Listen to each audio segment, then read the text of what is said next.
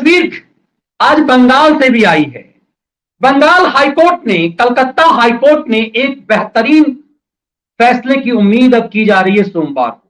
दरअसल कलकत्ता हाईकोर्ट एक असंवैधानिक संवैधानिक मुद्दे के बहस में एक ऐसा कुछ आज कह गया कलकत्ता हाईकोर्ट, जिससे इस बात की संभावना बढ़ गई है कि ममता बनर्जी की कुर्सी तो अब छीन ही जाएगी। क्या भवानीपुर का चुनाव हो पाएगा? अपने आप में यह संकट में फंस गया है। दरअसल भवानीपुर में 30 तारीख को चुनाव होने हैं, 30 सितंबर। सुप्रीम हाईकोर्ट में आज एक याचिका आई और याचिका में यह सवाल किया गया कि चुनाव आयोग के लिए क्यों लगता है कि भवानीपुर में यदि चुनाव नहीं हुआ तो संवैधानिक संकट हो जाएगा। क्यों चुनाव आयोग ने संवैधानिक आवश्यकता माना सिर्फ भवानीपुर में चुनाव कराने का? भवानीपुर में ऐसा क्या है कि भवानीपुर में यदि उपचुनाव नहीं होगा तो संवैधानिक संकट हो जाएगा? दरअसल ममता बनर्जी सरकार की जो चीफ सेक्रेटरी हैं, उन्होंने लगातार चुनाव आयोग को निवेदन दिया था और उस आधार पर 30 तारीख को चुनाव आयोग ने भवानीपुर में चुनाव कराने का फैसला किया।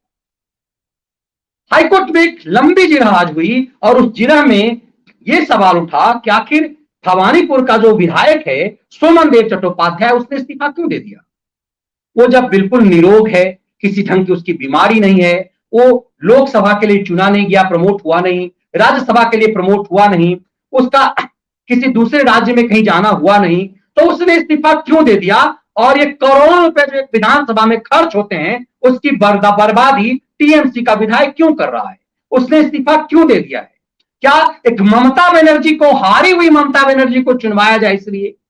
इस पूरे मामले की सुनवाई आज कलकत्ता हाईकोर्ट में हुई और चीफ जस्टिस राजेश बिंदल की अध्यक्षता वाली बेंच, जिसमें राजश्री भारद्वाज भी उस बेंच की हिस्सेदार थी, उनके बेंच के सामने जब यह मामला आया तो पूरी तरह से बहुत सारी कलई खुल गई। चुनाव आयोग खुद कटघरे में खड़ा हो गया और चुनाव आयोग को हाईकोर्ट ने कहा कि हलफनामा दाखिल करके बताओ कि तुमने भवानीपुर में चुनाव कराने की इतनी जरूरत क्यों महसूस की? बंगाल में दूसरे जगह चुनाव नहीं, भवानीपुर में, और इस कोविड काल में ऐसी क्या जरूरत आन पड़ी कि भवानीपुर में चुनाव होंगे ही होंगे? हमें हलफनामा दाखिल करके बताओ। चुनाव आयोग ने कहा हमें इसके लिए समय चाहिए। हाईकोर्ट ने कहा कि तुम्हें कोई ज्यादा समय नहीं, मंडे को हमें हलफनामा चाहिए कि ऐसा क्यों किया। अब सोमवार को इस मामले पर सुनवाई होगी। दरअसल अपना फैसला सुरक्षित कर लिया है हाईकोर्ट ने कि 30 तारीख को ममता बनर्जी के विधानसभा क्षेत्र जो भावी हैं उसमें चुनाव होंगे या नहीं। एक तरह से ये महत्वपूर्ण मुद्दा उठाया गया कि ये गलत ट्रेंड चलेगा कि कोई भी व्यक्ति चुन करके आएगा, जब मर्जी इस्तीफा दे दे। जनता के मैंडेट का कोई वैल्यू नहीं है। जनता ने चुना चट्टोपाध्याय को है तो चट्टोपाध्याय ने इस्तीफा क्यों दे दिया? अब ये कन्विंसिंग लगा है कलकत्ता हाईकोर्ट, और कलकत्ता हाईकोर्ट को जब कन्विंसिंग लगा, इसमें कटघरे में गिर गया है चुनाव आयोग कि चुनाव आयोग क्या इस ढंग से लुंज पुंज हो गया? चुनाव आयोग को यह लगने लगा कि यदि वो ममता बनर्जी के पक्ष में ऐसा नहीं करेगा तो उसकी साख प्रभावित हो जाएगी। दरअसल यही खैरातियों का खेल होता है। यह सच है कि यदि चुनाव आयोग ममता बनर्जी के विधानसभा का चुनाव में की डेट नहीं तैयार करती तो इस देश का लिबरल मीडिया, इस देश के चमचों का गैंग ये कहने लगता कि चुनाव आयोग मोदी का एजेंट हो गया है, इसीलिए भवानीपुर में चुनाव नहीं होने दिया जाता है। अब ये मामला इसीलिए मैं कहता हूं कि कुछ चीजें इस परसेप्शन के खेल में, क्योंकि उनके हाथ में मीडिया का बड़ा तंत्र रहा है और वो खेल करते रहे। इसी खेल के लिए हमने पत्रकारिता का काला अध्याय, जो आपको मेरी लाइब्रेरी पीछे उसमें दिख रही है, इस पत्रकारिता के काला अध्याय में इन्हीं काले चिट्ठों को मैंने खोला है।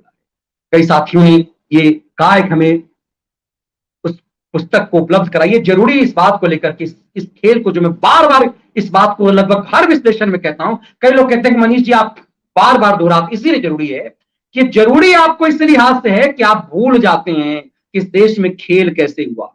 यूं ही मत समझिए चुनाव आयोग ने ममता बनर्जी से बहुत अथाह प्रेम के कारण वहां चुनाव नहीं कराया है। यदि चुनाव आयोग ये फैसला नहीं लेता तो चुनाव आयोग के साख को, ये पैसे पर बिके हुए खलियर खैरातियों की टीम है ना, उस साख को डैमेज कर देती कि मोदी का एजेंट है ये चुनाव आयोग। जनता में जब ये साख हो जाती है और जनता कन्विंस हो लेगा ऐसा क्या है, चुनाव क्यों नहीं हो सकता?